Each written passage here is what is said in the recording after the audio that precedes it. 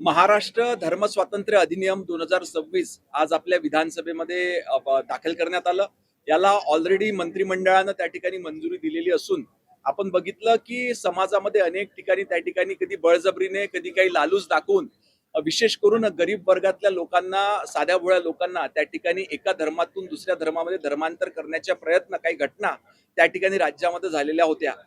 Already देशामध्ये 7 ते 8 असे काही राज्य होते की त्यांनी हा कायदा त्यांच्या राज्यामध्ये लागू केलेला होता. आज महाराष्ट्र सरकारने देखील विधानसभेमध्ये हा कायदा, हे बिल त्या ठिकाणी आणलेलं आहे, ज्याची विस्तृत चर्चा येणाऱ्या आठवड्यामध्ये सभागृहामध्ये होईल. मंत्री नितेश राणे प्रामुख्याने या प्रश्नावरती फार आक्रमक होते. त्यांचा काही सल्ला होता का एकंदरीत या एकंदरीतच सरकारचंच हे धोरण होतं की अशा बळजबरीने होणाऱ्या धर्मांतराला कुठेतरी त्या ठिकाणी आळा घातला गेला पाहिजे.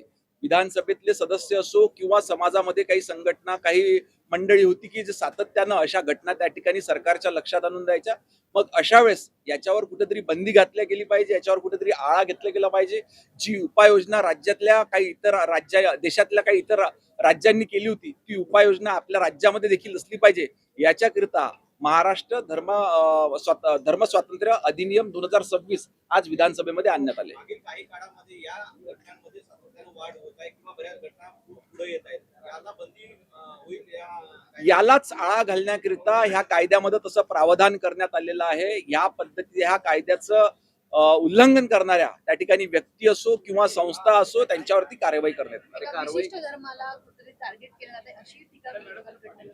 याच्यामध्ये कुठल्याही एका विशिष्ट धर्माला टार्गेट न करता समाजातले जे साधे भोळे, विशेष करून गरीब लोक आहे, यांना अनेक वेळेस बळजबरीने किंवा कधी लालूच दाखवून, प्रलोभन दाखवून त्यांचा एका धर्मातून दुसऱ्या धर्मामध्ये धर्मांतरण करण्यात येते आणि नंतर मात्र त्या व्यक्तीला, त्या नागरिकाला त्या ठिकाणी मनस्ताप होतो. अशा वेळेस त्याला मदत झाली पाहिजे, याच्याकरिता हा कायदा त्या ठिकाणी आणण्यात आलेला आहे.